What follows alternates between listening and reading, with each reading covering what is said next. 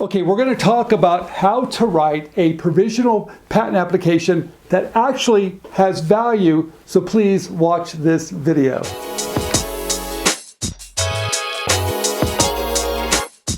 Okay, for me, the first step when I have an idea and I've done my homework, I've done a Google image search, maybe a Google shopping search, maybe even a prior art search for prior patents.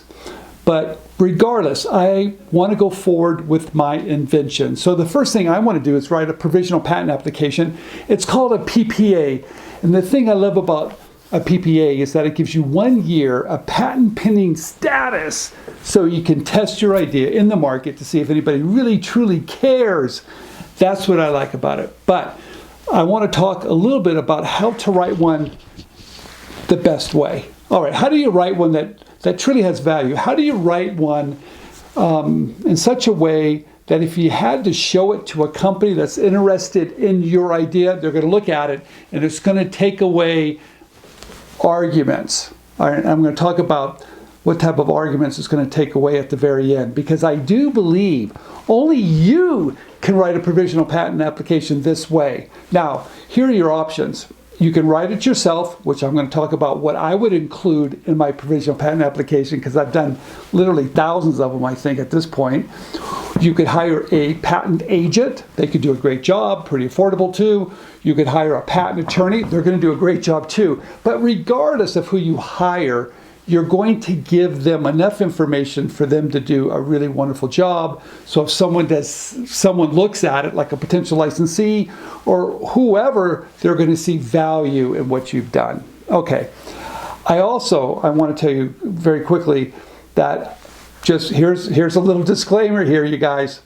We have a program that's called Smart IP, Smart Intellectual Property, Smart IP, that's created by Gene Quinn. And if you gather all this information, there's software that we sell at InventRight that can help you write it. So you have really 3 options. But regardless of which way you're going to do this, software, do it yourself, hire a patent attorney or patent agent, gather all this information together so when you do write it or hand it off, it's really done well. Okay, so this is what I do.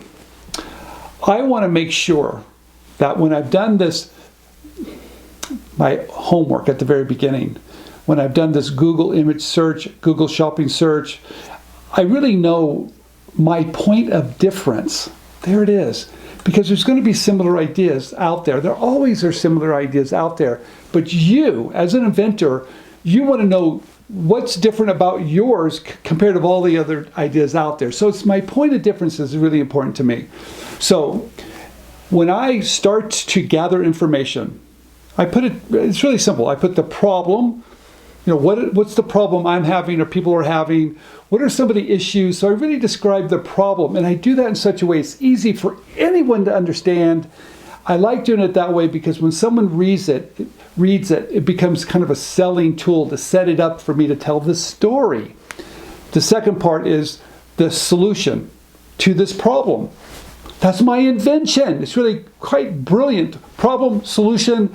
I'm going to do it in such a way that anybody, if they were to read it, they could put themselves in that situation and understand it. There you go. And you could write your provisional patent application in just normal language. There doesn't have to be any legalese or any of that stuff. And what I like about it, if you do it this way, it really helps you in your mind talk about your point of difference and talk about what you've done. I do not include any prior art or prior things that I've seen out there. I just don't go in that direction. I keep it pretty vague, when I talk about the problem overall, but my solution, I'm going to go into great detail, but I do describe the solution, my invention, in pretty darn good detail. Now, what do I include in that? There you go. This is the most important part of this video. What I do, I want to talk about, number one, I think it's one of the most important things that I think everybody misses. In fact, more applications, I just don't see this type of information. I want to know how my product, how my invention is going to be manufactured. Yeah, really. And no one's going to gather this information but you. Now, I'm going to tell you, most of you, when you're first starting out, you don't know how your idea is going to be manufactured. Like, how's that going to work? I don't understand it, but you can. You can gather that information. Now, how do I do it? First thing, I go online, I go to Google, I type in YouTube, and I start to learn about manufacturing techniques and maybe try to understand a little bit about how my idea could possibly be manufactured. Okay, great. If I want to go in greater detail, which I always like to do, but I don't do this for all my ideas, but I do it for some of the bigger ideas that I know that, hey, people are going to really be looking closely at this. I might hire someone. I might find someone on LinkedIn that has knowledge on how to manufacture products similar to mine. There you go, similar to mine, and hire him for an hour, 2 hours as a consultant. I have them sign an NDA with work for hire language, meaning whatever they give me, I own, but I'm asking someone that has a lot of knowledge on how to actually manufacture my product the most efficient way. Oh, geez, talk about value when you start to dig a little bit deeper. Now, the reason why I do it, because I'm in the packaging industry, I need to know how things are made. Most ideas that are fairly simple, you probably don't have to go to that great length of details to add to it.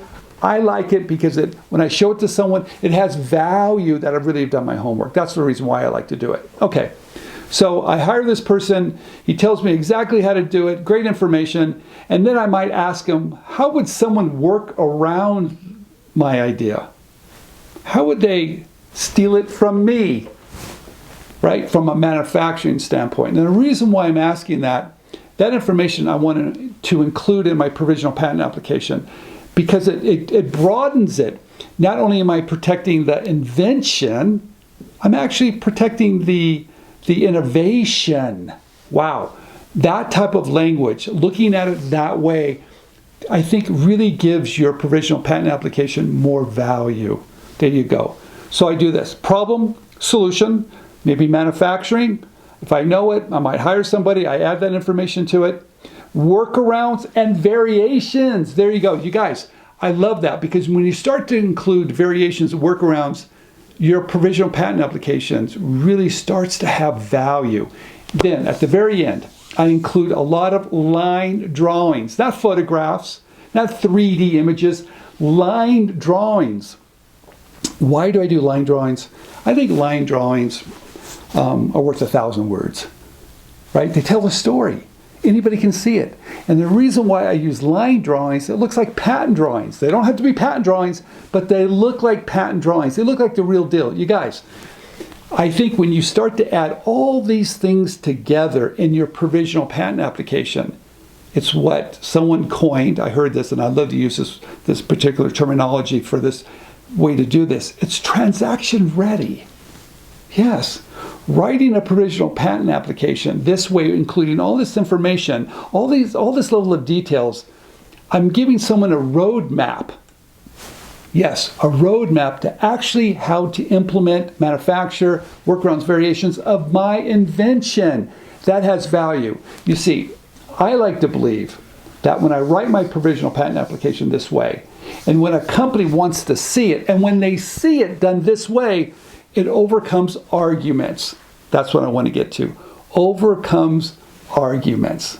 Okay, what do I mean by that? Well, the first argument you're going to have when someone sees it, or you show it and you're pitching it, and someone says, hey, what about all the prior art? Or what about this? What about that?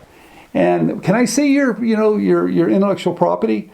Now, when they ask that, that's the time that I'm feeling very good about showing my provisional patent application. Right? Because it's going to tell a story, and they're going to see it, and they're going to go, wow, this guy has done a really good job. It takes away risk. It shows them, I know what I'm doing.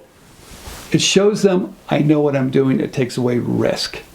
So they're more likely to go, all right, let's go forward. Now, here's the other thing that's really great about a provisional patent application. There's no claims. They don't know what I'm claiming. That's wonderful, right? Because they don't really know. That when you use a provisional patent application that way, it's a gray area. They don't know what you're claiming or not. It hasn't been issued yet. So most companies just go forward knowing that since you've done a good job, and if you do it this way, I am convinced with a good patent attorney or patent agent, you can get a patent later when within that year you want to file a non-provisional patent application. Wow, this is such a great tool, this PPAs. I absolutely love them. Okay, the other argument, right, the second argument. The first one is, why am I going to pay you? Well, when they look at it, it looks fantastic. They don't know what to make of it. You've covered all of it. The second argument, when you, within that year, decide you want to go forward, there's interest. You tested it, you filed a PPA, you reached out to companies, and you decide that, hey, I want to go ahead and file a non-provisional patent application, which can get expensive, and I'm going to hire a patent attorney or a patent agent, and I'm going to give them all this information. Now they got all this great stuff, and they're going to write a non-provisional patent application for you. When they have this much information, and you've learned a lot throughout that year, you're going to know what's important and what's not important. I love that. You're going to know, you're going to have the level of detail, so when you hand it off, there's a very good chance there's going to be information in there that they're going to get a patent issued. Some claim, I can almost guarantee it, I've seen it done this way, because you've gone further, you've been in control of it, you've helped your patent attorney, patent agent with great information, because they're only as good as the information you provide, and you've done a great job. So that's the next argument from a patent examiner when they go to a non-provisional patent application. Why should this be issued? Because you've done that level of detail. Now, the third argument, if you write this provisional patent application this way, and it goes to a non-provisional patent application, if there's any type of questioning of what you own, right, that's right, someone tries to work around you, you've done it in such a way with some of the language and some of the things that you've done, it's going to give someone to think twice because of the level of detail. All right, you guys, what I just explained to you is what I call a transaction, writing a provisional patent application that's transaction ready. It sounds very difficult. It's really not. It's when you have to break it down. You guys, be a detective, break it down, gather all this information. So when you do work with your patent attorney or patent agent, you're bringing them some really good stuff that they can work from. There it is. You need to be in control of the situation. Okay? All right, this is Stephen Key. Thank you for watching this video. I'm going to be talking more about provisional patent applications. I love them, when to use them, how to use them, and how to build upon them to build your patent portfolio when you have really big ideas and even small ones. That's a selling tool, you guys. That's the way I like to use them. Simple to read, simple to understand. I cover all the details, and when I file it and when someone wants to see it, it looks fantastic. Okay, this is Stephen Key. Thank you for watching this video. Please subscribe down below, and I'll see you next time. If you have any more questions, do not hesitate to reach out to me, Stephen@patentyourinventions.com. And here's my channel up here, and if you want to watch more videos, please click here.